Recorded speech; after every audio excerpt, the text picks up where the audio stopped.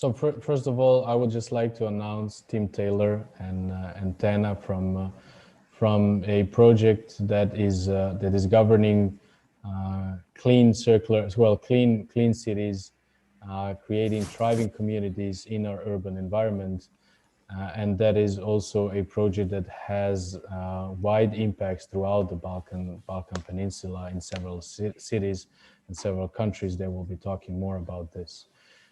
Thank you very much for joining us, and I hope that this will be a higher interactive, not panel, but a workshop where we have two experts in driving communities into thriving communities, and we'll dedicate next hour and a half in order to inform you, but more importantly, even to engage with you as participants, in order to understand how can circular economy bring the communities, cities and rural communities together, and how can we build a better future, well, again, together in collaboration. Tim and Tena, thank you very much for joining us. And with this, I would like to mute myself slowly and leave you have your wonderful hour and a half. Thank you very much. Excellent.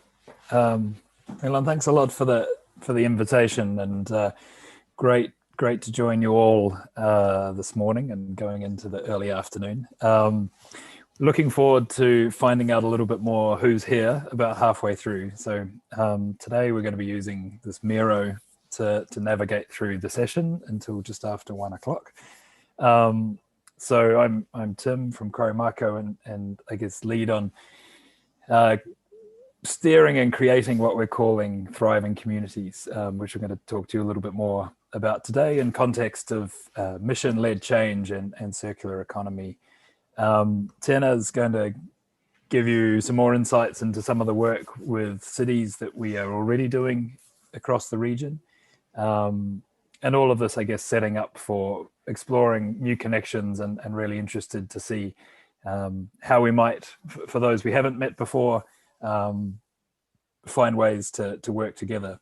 So you can see here on the Miro, which I'll share the link a little bit later as well. The first half is going to be content from us, but we'll share the link, and you'll be able to come in here, one, to add to the Miro as we go into the interactive session in the second half, but also to come back to this. We'll leave this up as a resource to come back to in the future. There's a lot of links and things in here, so you can come back.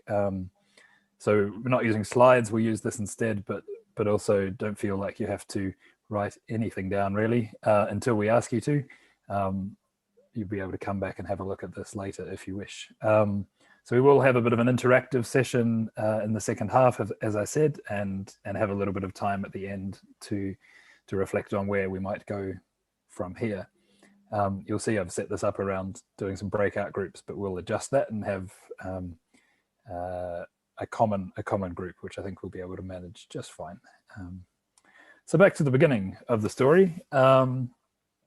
That's the agenda, which I've summarized briefly now. We're going to talk a little bit about mission-led change, and what does that mean, and why do we think it's important, and how do we go about trying to help communities with this approach.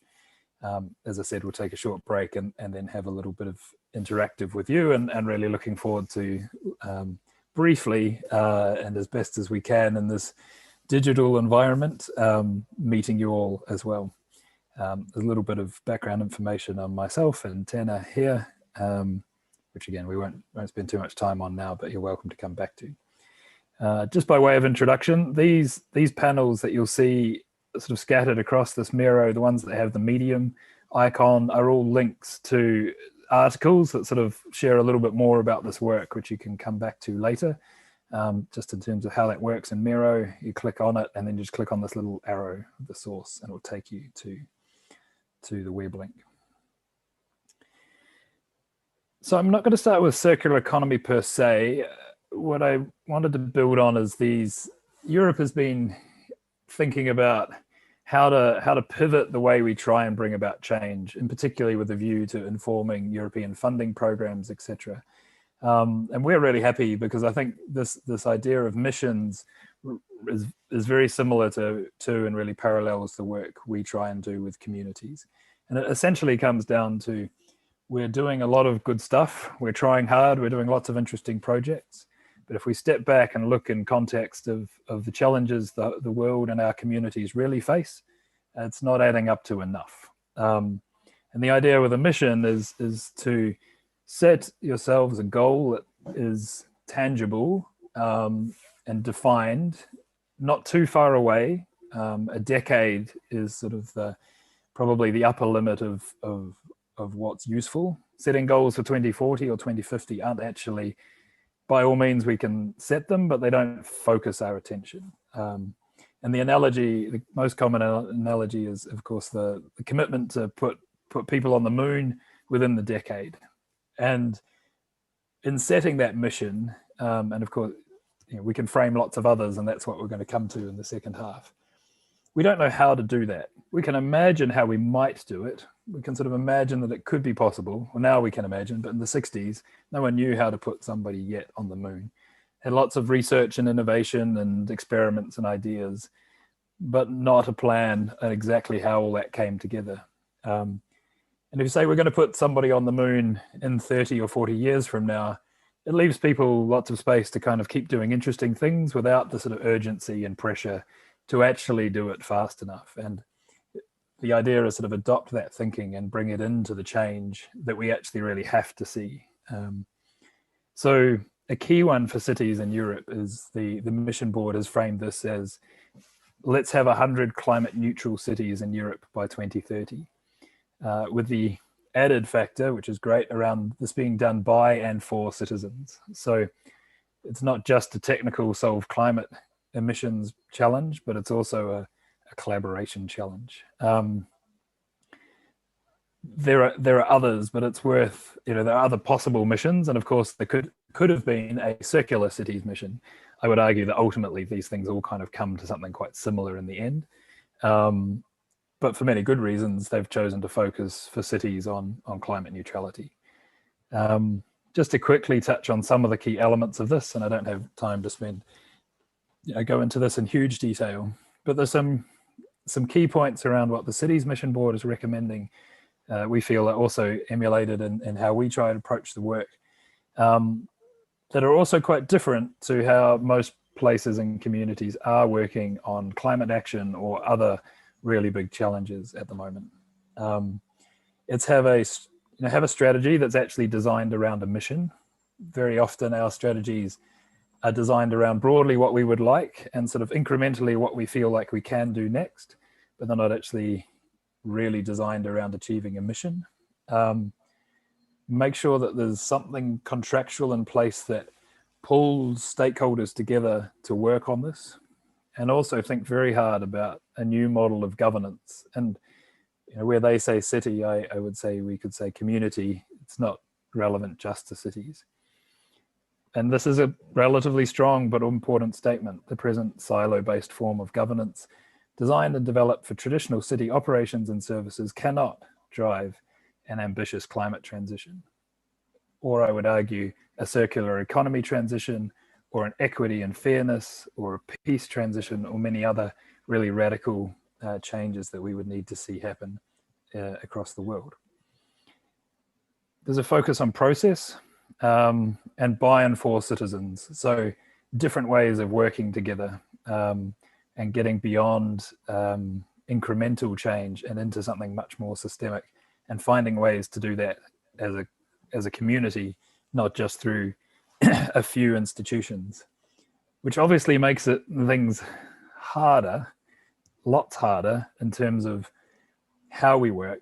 But it is also getting to the roots of why how we work today isn't creating the change that we actually need. They talk about 5 key enablers. I will reflect back to that from sort of our perspective a little bit more. A new form of funding and financing, obviously critical to this. We also work with the material economics team, but they've sort of come up with a number of 10,000 euros per citizen to get the job done in Europe. So that turns pretty quickly into an investment of 96 billion in the next 10 years that has to happen. Now that far exceeds what's on offer, even through the large budgets and stuff from Europe. So how do you, for this area, how do you bring together the resources that are needed to get that job done? But also really looking in terms of that as an investment case, not just as a cost. So there's also 4 other missions that have been set late this year. A very similar one, and actually one we're focused on the moment in context of the Green Deal call, is focused on climate resilience as opposed to mitigation, and regions as opposed to cities, but has many of those similar elements in terms of what's recommended. And again, it's a 10-year horizon, slightly more abstract perhaps, but how to really accelerate towards a resilient and just, so a much more fair social system in Europe by 2030. There are 2 very complementary missions around this as well, around fixing our waters that are polluted and unhealthy in the main, fixing our soils, which are polluted and unhealthy in the main. And the 5th of these key missions that is around cancer, which is obviously really important, but a little bit further away from kind of place-based change that we focus on. And I would say all of these missions are relevant to a circular economy. I mean, a circular economy is a means, not an ends. Having a circular economy can help us achieve all of these missions, which I think is why there's not really a circular economy mission per se, but they're obviously really intertwined. So here's an article we've done sort of exploring also some of the funding opportunities in terms of the regional support. There's a big Green Deal call now happening around the cities, etc. So this is really, these mission reports are really going to frame, I think, a lot of the thinking. So also a key takeaway from this is if you want to be in a position to really harness the opportunities that European funding offers in the next period, very sensible to be getting ahead of this kind of mission-led thinking, be laying the foundations for being able to start doing this type of work differently, be honest with yourselves about what you're going to have to change to be able to do that well. But then I think there'll be a wealth of opportunities. So it's a really exciting time in Europe, I think, at the moment. It is, you know, it's not going to be perfect, but it is a big pivot in thinking around what gets funded and how we should be working. So I think the key takeaways from this, though, is a climate action mission is really important and not sufficient. But the key elements that they're recommending are universal, I would say, across most things. So to come into how we're working, which reflects many elements of this. But I guess starting from, for me, an important framing for the mission is Kate Raworth's diagram, her donut diagram, they call it. Climate change is one of many planetary systems that we are breaking. And the ones that aren't read on this diagram is more from a lack of data than a fact that they're not a problem. So it's a little bit misleading in that sense.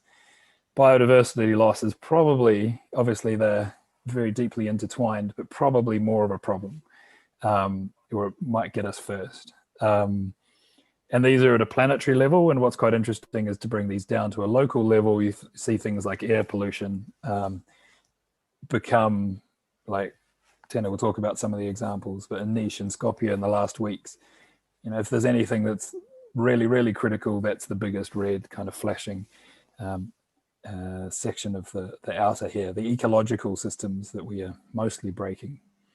But it's also really important to think about the social foundation, and that everybody in our communities in the 21st century, with all the resources we've managed to harness to sort of the ends of humanity, everybody should have clean water, good food, as healthy a lifestyle as possible, access to energy, good quality, affordable housing, income and work, equity and peace and justice. So these are very well established. They're reflected in the Sustainable Development Goals, well-being frameworks, etc.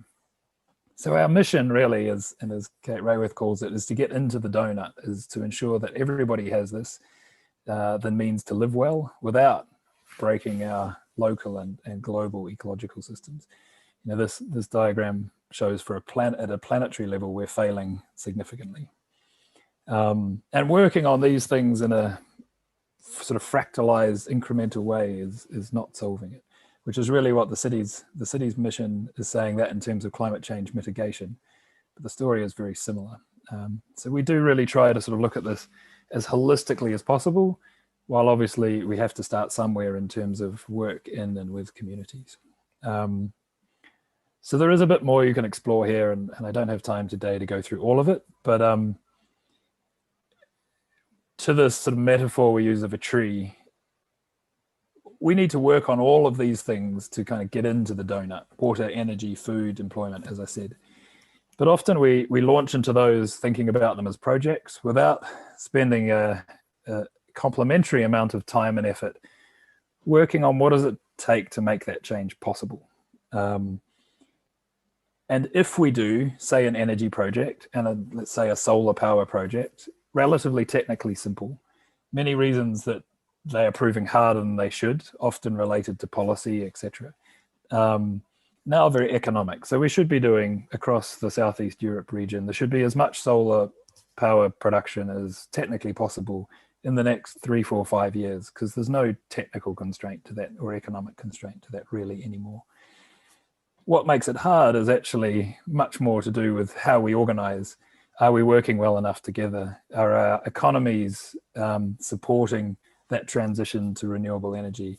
Are our policies in place? Are we using digital technologies to their full effect? And that's one of the key areas we work on, what we call the enablers of change. Which again, there's some more information here about that. But essentially, they're the roots of the tree. Take care of your tree. When you want to take care of a tree, you spend the time planting it and taking care of the system below the ground. If you do that well, it largely takes care of itself after that, except for a little bit of pruning.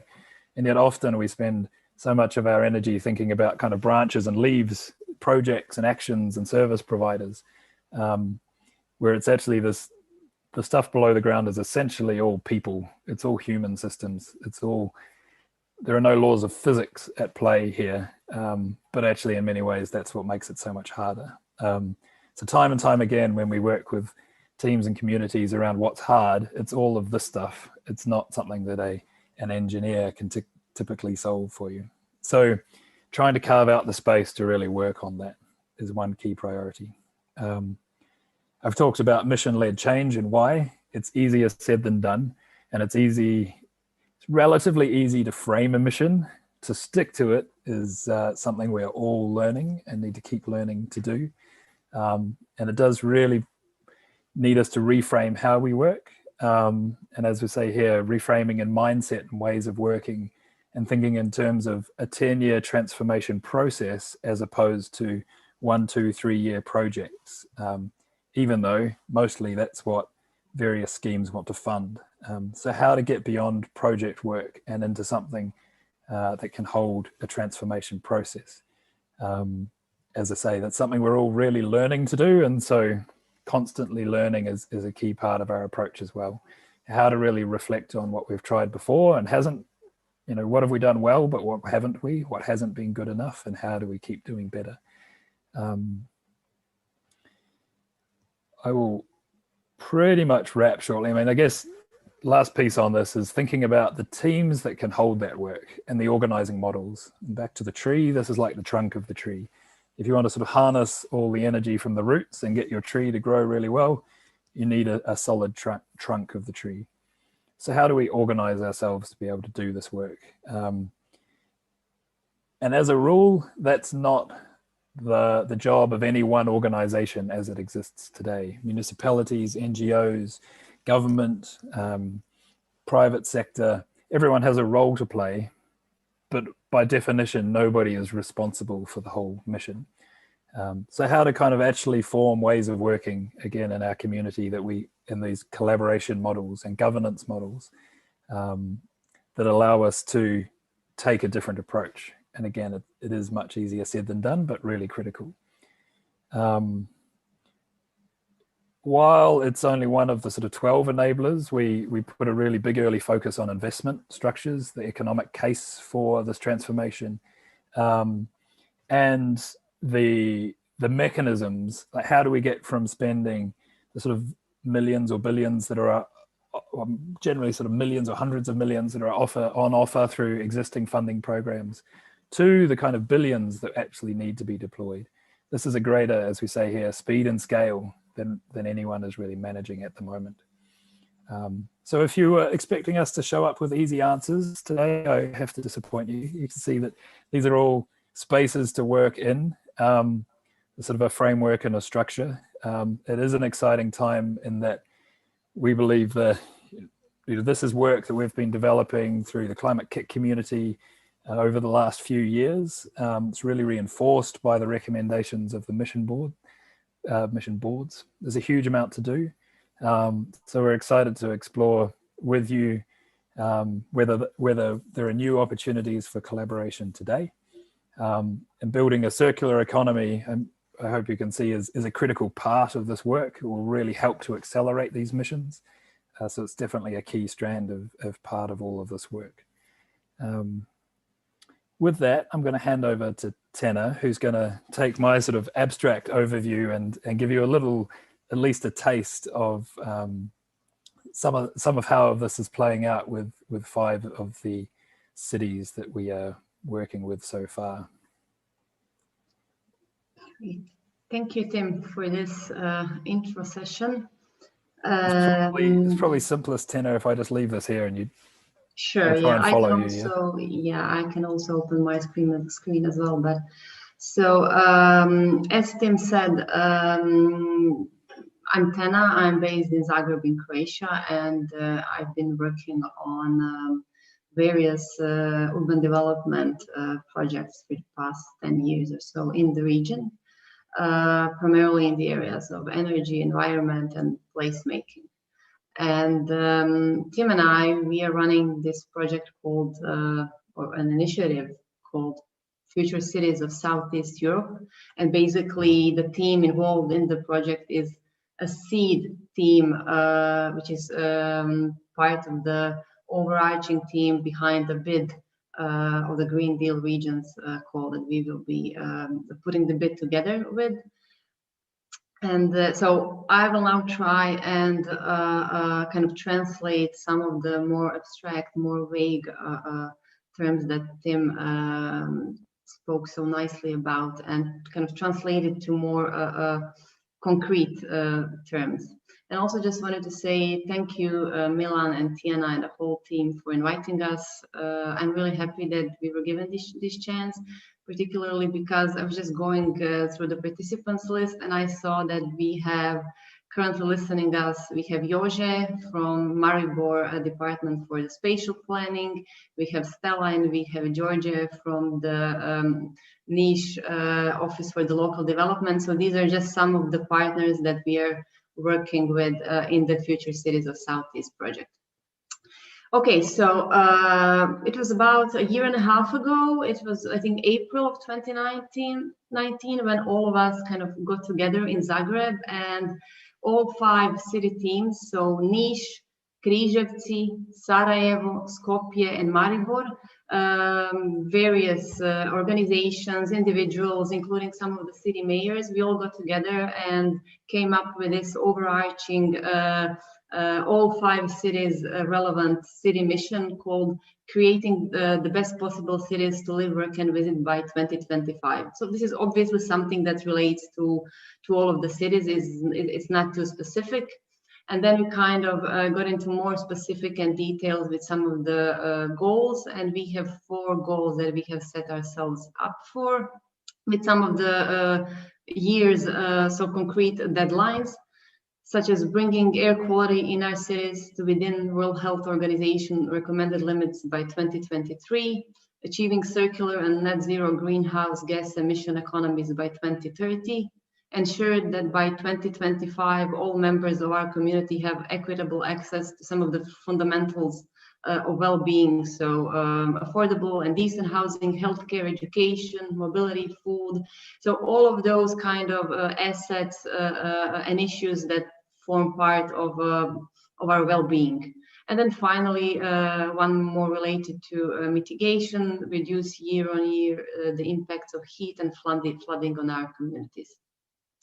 So those 5 cities I will just slightly zoom in to see what I have on my screen. So let's start with Križevci. Križevci, definitely the smallest in our cohort. They have approximately 22,000 people, divided approximately half of them living in the more urban area and another half more rural around the city. And regardless of their small size, they really are the Croatian frontrunner in terms of becoming an energy independent city by 2030.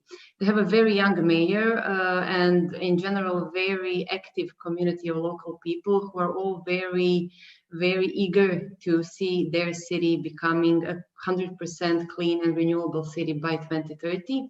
They have 2 solar power plants which were crowdfunded, meaning their citizens lent money to a local Zagreb-based, but actually local organization, a cooperative, in order to set up and install those 2 solar power plants. They were huge successes, both of them, and managed to raise the finances needed in less than 48 hours. And the bigger one, which required some 23,000 euros to be harnessed, this money was collected in less than 2 days.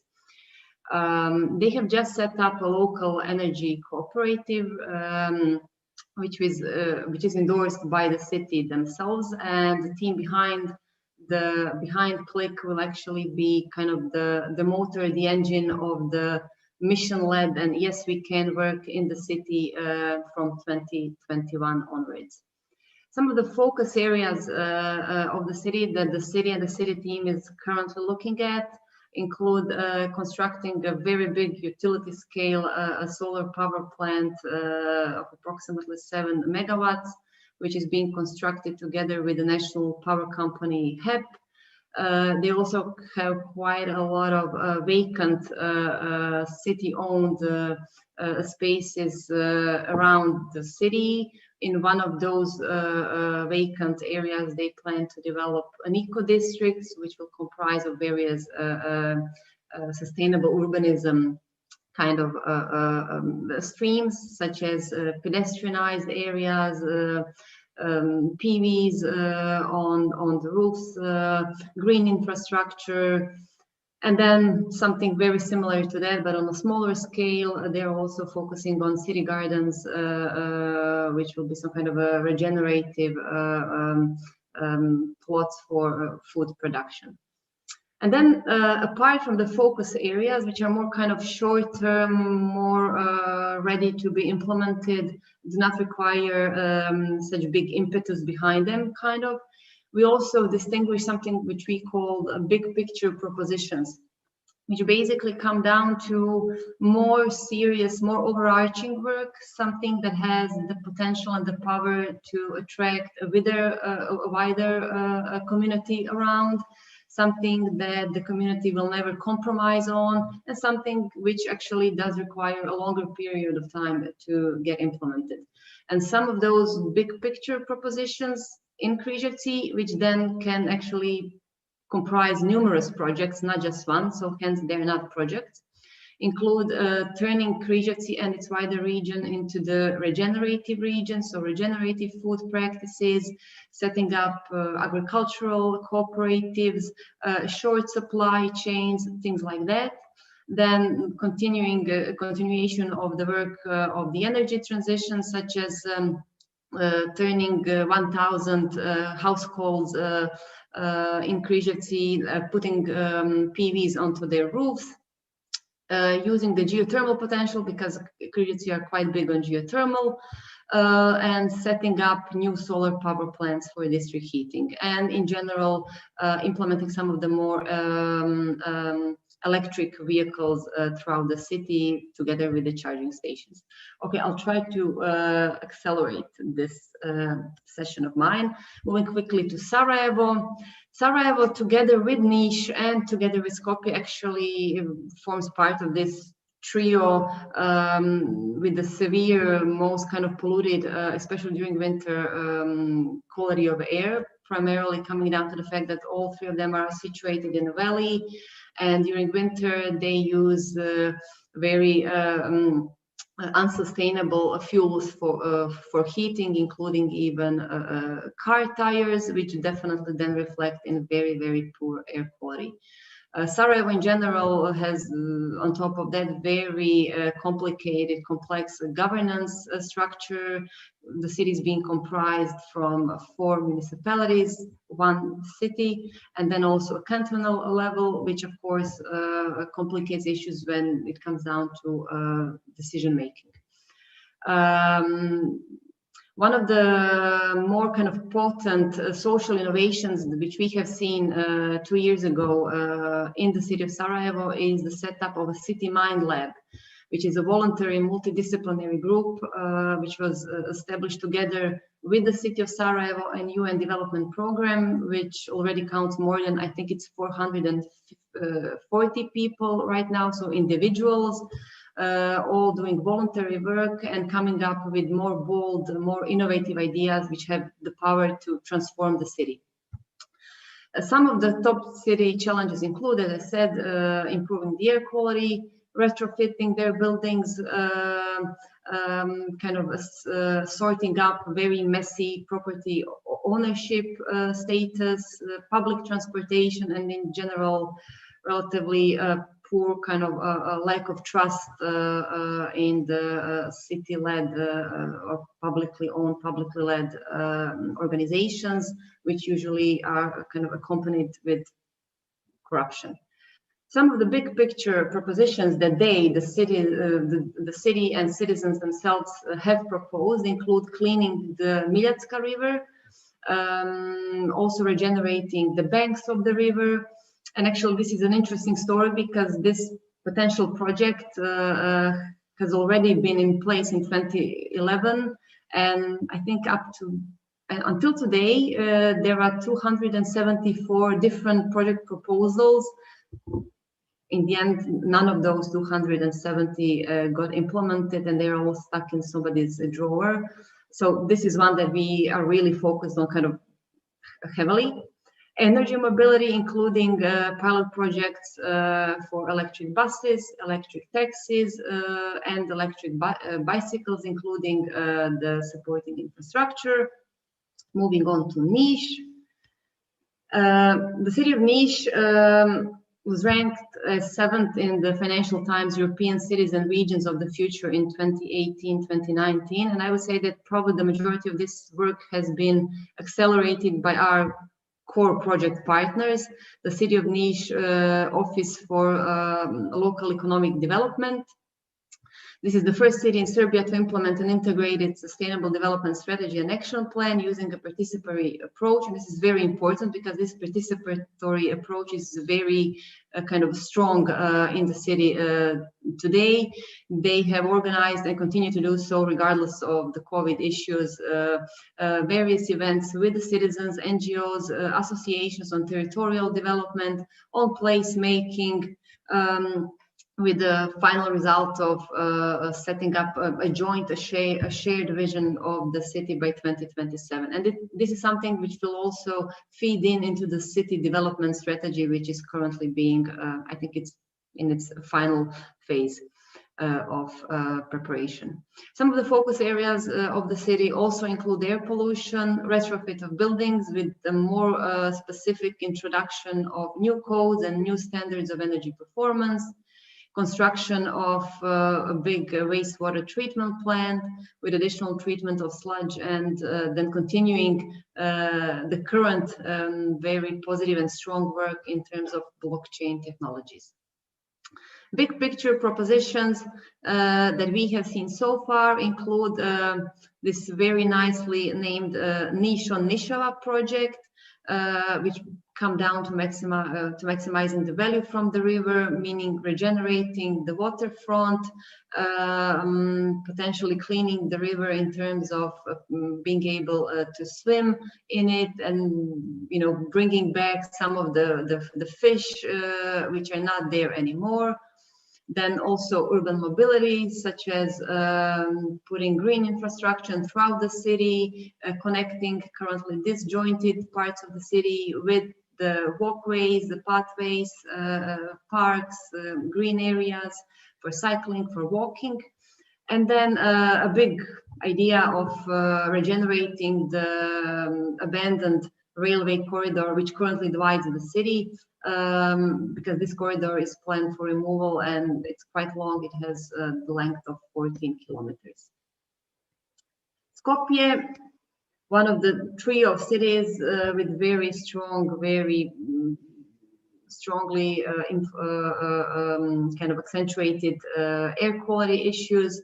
It was one of the 10 most polluted cities globally in the 2016-2018 period.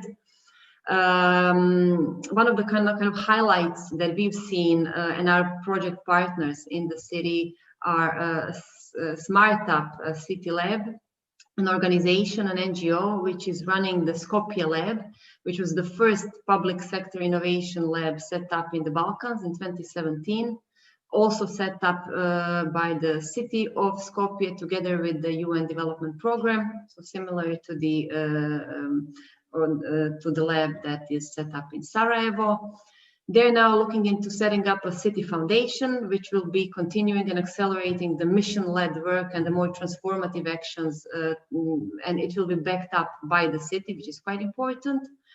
And one of the initiatives that they are now developing, which is currently in place, is the local government impact investment model. So this actually goes beyond the city of Skopje itself. It's more of a national idea and initiative, because as probably throughout the Balkans, the majority of budgets that cities have come from the central government, and there is only so much that they can do with this amount of money, but still they can leverage it and use it to kind of to make some more and better impact, greener impact, create public values. So they're looking on setting up different schemes, incentivizing schemes on how local governments can put their public money to better use in a way.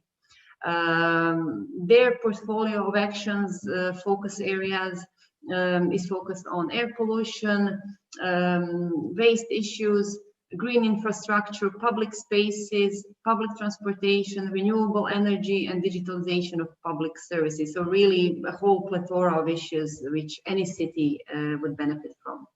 Some of the big picture propositions include zero waste Skopje, Smart Skopje, which is basically a vision for a digitally driven society, quite a tech-savvy idea behind it, and then revising the cityscape by redesigning public spaces and putting in place more innovative, more creative, more hands-on governance.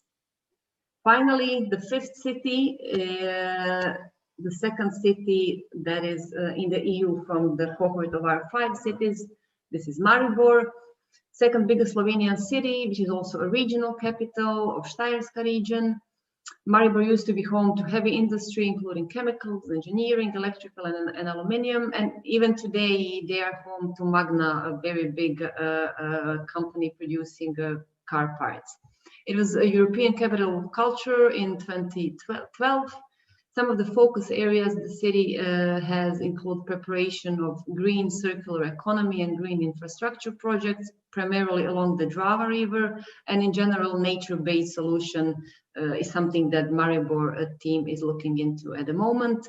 Smart and sustainable mobility as well, which actually includes intelligent mobility systems, greenhouses, so an overarching project which includes more sustainable use and production of food and treatment of soil, community allotment gardens for organic food, biodiversity and inclusiveness, activation of the area at the western edge of the city, next to one small island on Drava, and then finally applying the city to the 100 climate neutral cities by 2030 goal. Big picture propositions include regeneration of River Drava waterfront and Maribor as a bio-city, so a bigger focus on bioeconomy. So as you can see, those are the 5 of our cities, and there is some kind of maybe a general thread going on in all, not 5 of them, but in 3 of them. Maribor, Niš, and Sarajevo have quite heavy emphasis on regenerating the rivers, waterfronts, public spaces, and placemaking along the riverbanks. All 5 cities are very heavily focused on retrofit and improving the air quality, as well as putting in place electrical mobility and green infrastructure. So those are some of the key threads, and probably do kind of show you how some of the more abstract general terms that Tim was talking about, how they manifest in more specific terms. So this will be all from my side. Tim. Great, thanks a lot. Thanks a lot, Tena. Can you hear me again? So yeah, hopefully that gives you a quick flavor through sort of the logic of the work and the approach we try to take, and as Tena said, how this is developing so far with 5 key cities. And those are foundations that we look forward to building on with those city teams. As you can see, the first phase has been supported through EIT Climate-KIC, but 2021 will really be a period of shifting on to other funding for that work, as well as new funding, including things like the Green Deal call with other communities across the region. Let's take a few minutes, I guess. If you have some questions, we'd be really happy to answer them, and then we look forward to sort of having half an hour for as much of an exchange as we can manage in this digital world. But yeah, I think for now, if there's some questions, either post them directly into the Q&A window, address them to everyone, or I think if you probably click on the raise hand button, then the Collective Vibe team could give you the floor.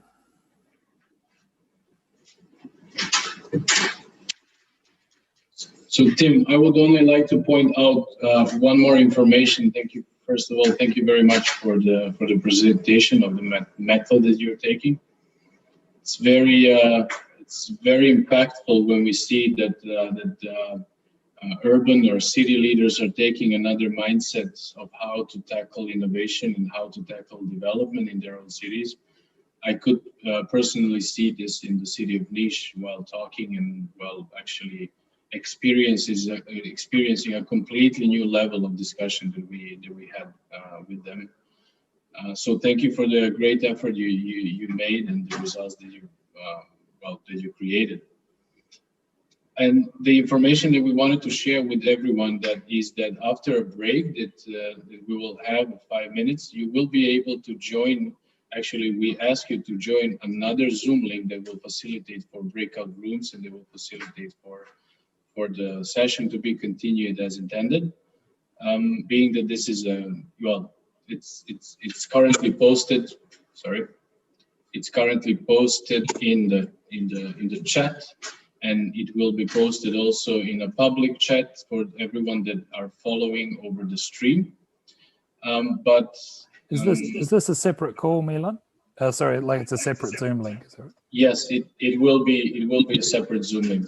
Please don't click on it now. Yeah. Let's click on it just after we finish this part and when we go to break. I tell you what, I think. Sorry to change things around. We can stay here, I think, and just keep it simple. Just to kind of, in terms of time and everything else, let's just stay here and have one session together. I think we'll manage. Yeah. The much better discussion will be had in this different Zoom. It's a bit of organization from our side that we need to do, so it will be much better discussion in this one. You want us to change, or? Yeah. I think it's that will be a great option for everyone, actually. Okay. Because then people will be able to talk and freely express them, not over Q&A section, etc. Oh, okay. So no one can speak through this one at all. Yeah, that's only a webinar, like a Q&A, and that's it.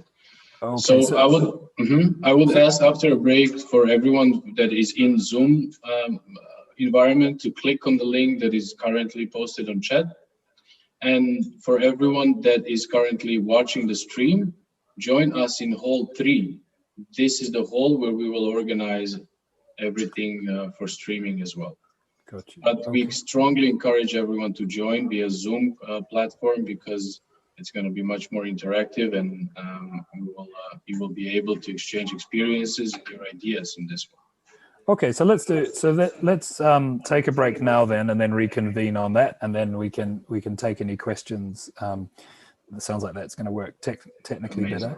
Amazing.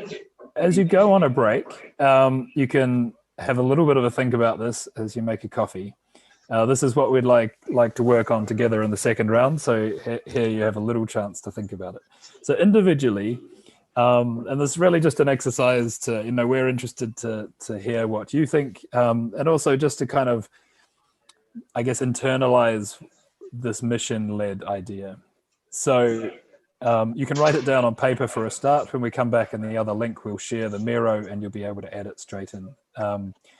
But maybe write it down for yourself. What would you make the mission for your community? Don't worry about your job. Don't worry about whether you can influence it. Focus on what you and your community needs and what do you want to see change. Don't be limited by money, politics, or any other challenges. Those get solved along the way. That's part of the mission. And set a date. Doesn't have to be 2030, but it should be within the next decade. What do you want to see happen, by when, and how would you frame that as a mission for your community? That's what we'll be sharing. There'll be a little bit of time to write that down, but give it some thought as we have a break. Let's reconvene on the new link that Milan has shared. From my clock, it's going to be 12:38 CET. If you're in another time zone, it's still going to end in 38. We'll see you all in 5 minutes. In 5 minutes. Thank you very much, Tim. See you. All right. Again, I would just like to post this important information for everyone that is in Zoom environment and following Tim's session. Please click on the link now that is currently posted in chat.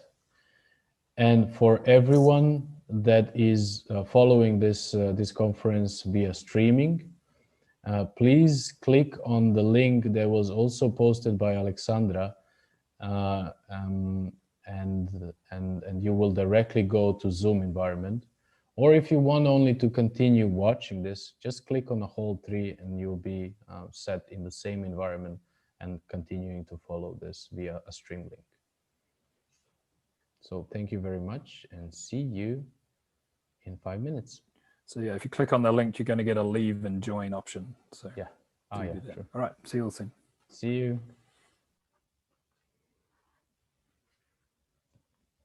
So we would also like, oh great, attendees leaving is actually a good thing now.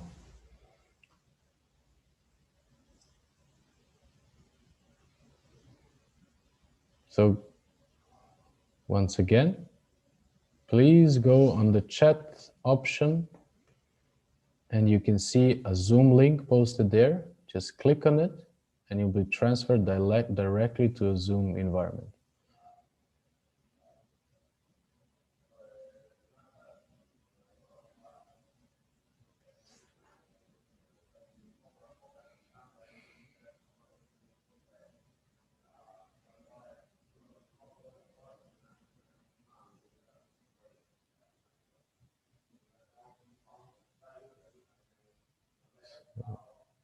Once again, all attendees that are in Hall 1 following this session, please click on the Zoom link that is in chat option to be transferred to another more participatory environment where we can exchange experiences, talk more freely, and be actually engaged. Engaged? Not engaged in that terms. More active.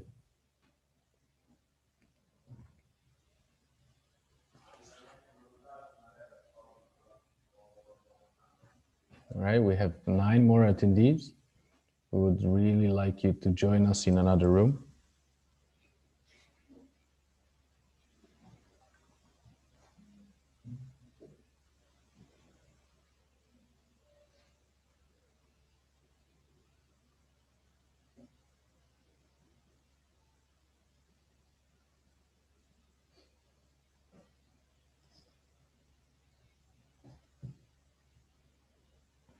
If you have questions, also you can post questions on Q&A section.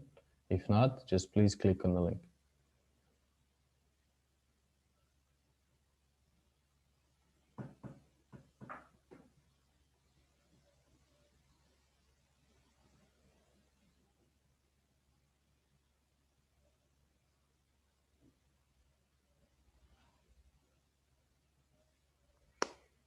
Amazing. We're seeing progress. So we have only a couple of attendees here.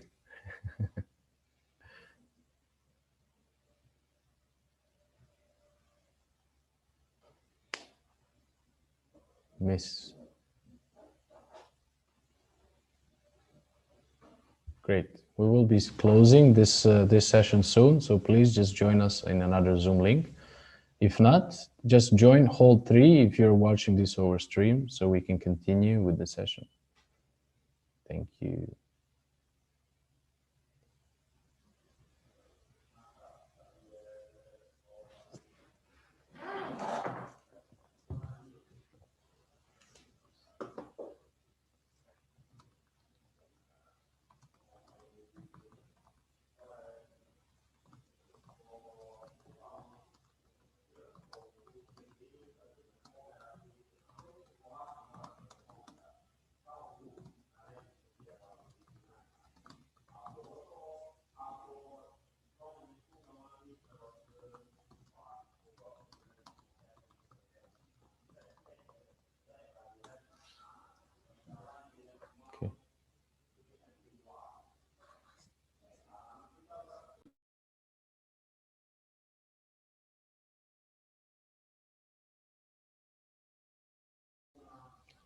Collective-wide support, please just stay here in order to just inform people that are still in this room just to click on the link and follow the session in hold 3 because I need to leave.